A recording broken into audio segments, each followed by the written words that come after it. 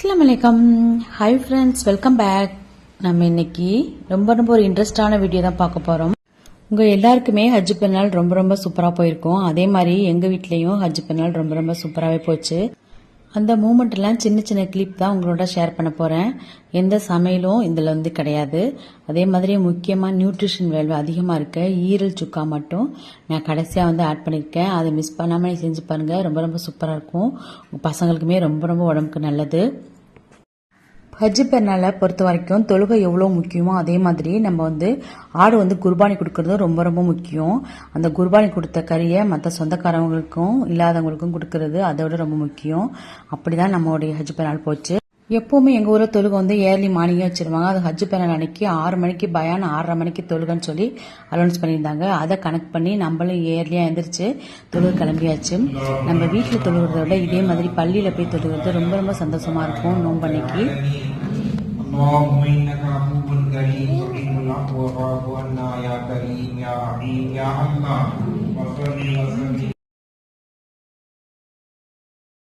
நம்ம வீட்டில் தொழுவதோட இது மாதிரி பள்ளிவாசலுக்கு போய் தொழும்போது இன்னும் சிறப்பாக இருக்கும் நம்மளுடைய நோன்பு பெருநாள். ஏன்னா ஆம்பளைங்களுக்கு கீழேயும் ஃபர்ஸ்ட் ஃப்ளோர் பெண்களுக்கும் வச்சிருவாங்க. ஹஜரத் சொல்ற பயான் ஆகட்டும், இந்த மாதிரி தொழுகை வைக்கிற விதமாகட்டும் எல்லாமே நமக்கு டிவியில டெலிகாஸ்ட் ஆயிரும். அதனால எந்த ஒரு பயமும் இல்லாம நமக்கு திருப்தியான ஒரு தொழுகை முடிஞ்சு போயிடும்.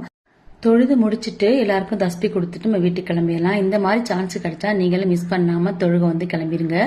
நம்ம தொழுதுட்டு வீட்டுக்கு வர்றதுக்கு முன்னாடியே ஆர்டருக்கு ஆள் வெயிட் பண்ணிட்டு இருந்தாங்க. அதனால நமக்கு குர்பானி கொடுக்கற வேலையுமே ரொம்ப சீக்கிரமா முடிஞ்சிருச்சு. ஹஜ் பெருநாளுடைய சிறப்பே குர்பானி கொடுக்கறதும் நம்ம தொழுகை தான். தொழுகை முடிச்சாச்சு, இப்போ ஆடு அறுத்தாச்சு. ஆடு அறுத்ததுல 3 பகுதியா பங்கு வச்சிருவாங்க. 3 பகுதியில சொந்தக்காரங்களுக்கு ஒன்றும், ஏழைகளுக்கு ஒரு பங்கும், அதே மாதிரி நமக்கு ஒரு பங்குன்னு 3 பங்கு பிரிச்சிருவாங்க. இப்ப நமக்கான பங்கை நம்ம வாங்கி சமைக்கிறது கடையில நம்ம புது ட்ரெஸ்ஸை போட்டு நம்ம தொழுகைக்கு குளிச்சதுமே கிளம்பியாச்சு. அதனால வந்துதான் நம்ம ட்ரெஸ் பண்ணி நம்ம ரெடியா இருந்தோம். ரெடியா இருந்தது நம்ம கறி வந்ததுக்கு அப்புறம் நம்ம சமைக்க ஆரம்பிச்சிடலாம். இப்ப நமக்கான பங்கை நமக்கு கொடுத்துட்டாங்க. இதுல இருந்து எடுத்து இட்லிக்கு சூப் ரெடி பண்ணிடுவோம்.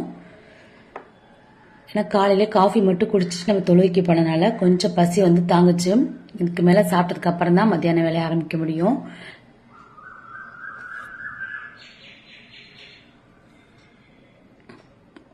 சூப்புடைய ரெசிபி நான் கீழே டிஸ்கிரிப்ஷனில் தரேன். உங்களுக்கு வேணும்னா நீங்கள் செக் பண்ணிக்கோங்க. ஃப்ரெஷ்ஷாக அப்போவே அடுத்த மட்டனில் நம்ம செய்கிறதுனால ரொம்ப டேஸ்ட்டு சூப்பராக இருக்கும். இட்லி இடியப்பத்துக்கு எல்லாத்துக்குமே ரொம்ப நல்லாயிருக்கும்.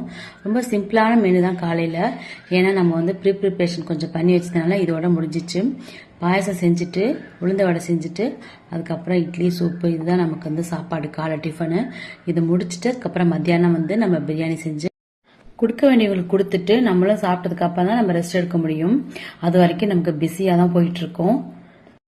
உளுந்து வடையுமே நான் மிக்சியில் அரைச்சி தான் இன்னைக்கு செஞ்சேன். அதுவுமே ரொம்ப சூப்பராக இருந்துச்சு. அதோடைய லிங்க்கும் டிஸ்கிரிப்ஷனில் தரேன். நீங்கள் பார்த்து தேவைப்படும் செக் பண்ணிக்கோங்க. காலை வேலையை முடிச்ச கையோட நம்ம அடுத்த மத்தியானத்துக்கு ரெடி பண்ணாதான் நம்ம கொடுக்க வேண்டியவங்களுக்குலாம் கரெக்டான டயத்துக்கு சாப்பாடு கொடுக்க முடியும். நம்ம சீக்கிரம் செஞ்சு வச்சிட்டோம்னா நம்ம கொடுக்கறதுக்கு ரொம்ப ஈஸியாக இருக்கும். இப்போ பிரியாணி நம்ம நறுக்கி ரெடி பண்ணியாச்சு. பிரியாணி ரெடி ஆயிடுச்சு. பிரியாணியுமே ரொம்ப சூப்பராக வந்துருந்துச்சு. நமக்கு ஒரு பிரியாணியும் ஒரு டேஸ்ட்ல இருக்கும். அந்த மாதிரி ஜீரக சம்பா பிரியாணி, குக்கர்ல பாஸ்மதி அரிசி உடையாம எப்படி ஆக்குறது, அதே மாதிரி திண்டுக்கல் பிரியாணி, எல்லா பிரியாணியுடைய லிஸ்ட்டுமே உங்களுக்கு டிஸ்கிரிப்ஷன்ல லிங்க் தரேன். நீங்க பார்த்து எந்த ஸ்டைல் வேணுமோ உங்களுக்கு செஞ்சு சாப்பிடுங்க.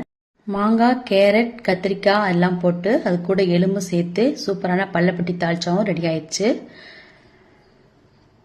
இப்போ நம்ம சாப்பாடெல்லாம் செஞ்சு முடிச்சாச்சு. இப்போ நம்ம கொடுக்குறவங்களுக்கு எல்லாத்தையும் ரெடி பண்ணி வச்சிட்டோம்னு சொன்னால் கொடுக்குறவங்களுக்கு ஈஸியாகவே கொடுத்து முடிச்சிடலாம். தயிர் பச்சடி, முட்டை, அது கூட சிக்கன் 65 எல்லாமே ரெடி பண்ணியாச்சு. நம்ம யாருக்கெல்லாம் கொடுக்கணும்னு நினைக்கிறோமோ அவங்களுக்கெல்லாம் நம்ம சாப்பிட்றதுக்கு முன்னாடி அவங்களுக்கு கொடுத்து அனுப்பிச்சாதான் அவங்களும் மத்தியானம் உட்காந்து சாப்பிடுவாங்க. அது மாதிரி கொடுத்து அவங்க சாப்பிட்டுட்டு அனுப்பின மெசேஜ் தான் இது ரொம்ப திருப்தியாக இருந்துச்சு. இந்த மாதிரி நம்ம கொடுத்து அனுப்பிச்சு அவங்க நல்லா இருக்குன்னு சொல்லும் போது நமக்கு இன்னும் கூடுதல் சந்தோஷமே நமக்கு கிடைக்கும். தீபாவளி, பொங்கல் டயத்தில் அவங்க நமக்கு கொடுத்து அனுப்புவாங்க. இது மாதிரி நோம்பு டயத்தில் நம்ம கொடுத்து அனுப்புவோம். இந்த மாதிரி இருக்கும்போது நமக்கு நல்ல ஒரு ரிலேஷன்ஷிப் கிடைக்கும். ஃப்ரெஷ்ஷாக கிடைச்ச ஈரலில் நம்ம இன்னைக்கு ஈரல் வறுவல் பார்த்துருவோம். ஈரல், மாங்காய், பல்குத்தி அப்படின்னு சொல்கிற சோரட்டியை எல்லாத்தையுமே நறுக்கி போட்டிருக்கேன். போட்டு நல்லா க்ளீன் பண்ணிட்டு அதுக்கப்புறம் ஒரு 1/2 டம்ளர்லேருந்து 1 டம்ளர் சின்ன டம்ளர் தண்ணி ஊற்றி உப்பு போட்டு ஒரு விசில் வச்சு நம்ம ஆஃப் பண்ணி எடுத்துக்கணும். ஏன்னா ஃப்ரெஷ்ஷாக இருக்கணும், சீக்கிரம் வெந்துடும். வெந்த ஈரலில் நம்ம எந்த எண்ணெயும் சேர்க்கலை. இப்போ நம்ம எண்ணெய் சேர்க்க போகிறோம். எண்ணெய் 1 டேபிள் ஸ்பூன் வந்து நல்லெண்ணெய் சேர்த்துக்குங்க. சேர்த்துட்டு அது கூட 3 காஞ்ச மிளகா காரத்துக்கு கிள்ளி போட்டுட்டு நம்ம வெந்த ஈரலை அதில் தூக்கி கொட்டிடணும். கொட்டிட்டு அடுப்பை ஹைலே வச்சு 1 டேபிள் ஸ்பூன் வந்து மிளகுனா 1 டீஸ்பூன் ஜீரகம் சேர்த்து நல்லா வறுத்துட்டு நுணுக்கிட்டு அதில் கடைசியாக தூவி கருவேப்பிலை தூவி நீங்கள் ஆஃப் பண்ணிட்டீங்கன்னா எண்ணெய் பத்தலைன்னு சொன்னால் திரும்ப ஒரு நல்ல 2 டேபிள் ஸ்பூன் ஊற்றிக்கலாம். தேவை இருக்காது. ஏன் அப்படின்னு சொன்னால் நமக்கு வந்து மட்டன் வந்து வெந்துருச்சு. வெந்ததுனால நமக்கு வந்து ஈஸியாகவே பெரண்டு வந்துடும். நம்ம வந்து எந்த மசாலாவும் சேர்த்தனால எண்ணெய் ரொம்ப தேவைப்படாது. அப்படியே நம்ம கிண்டிட்டு கடைசியாக கருவேப்பிலை போட்டு நம்ம ஆஃப் பண்ணிடலாம். உங்களுக்கு பச்சை வெங்காயம் சாப்பிட பிடிக்குன்னா இதோட பச்சை வெங்காயத்தை தூவி ஒரு சாசரில் எடுத்து ஸ்பூன் போட்டு கொடுத்துட்டிங்கன்னா அப்படியே சாப்பிட்ருவாங்க. எதுக்கும் சைட்ஸே தேவைப்படாது. அப்படியே சாப்பிட ரொம்ப சூப்பராக இருக்கும். நம்ம மிளகு தூக்கலாக சேர்த்ததுனால நல்லா சூடாக சாப்பிடும்போது நல்லாவே இருக்கும். அனிமிக்காக இருக்க பசங்களுக்கு கண்டிப்பாக செஞ்சு கொடுங்க. இதுவும் ஹஜ்ஜு பெருநாளில் எங்கள் வீட்டில் ஸ்பெஷலாக செய்யக்கூடிய ஒரு ஐட்டம். அதுதான் உங்க கூட ஷேர் பண்ணேன்.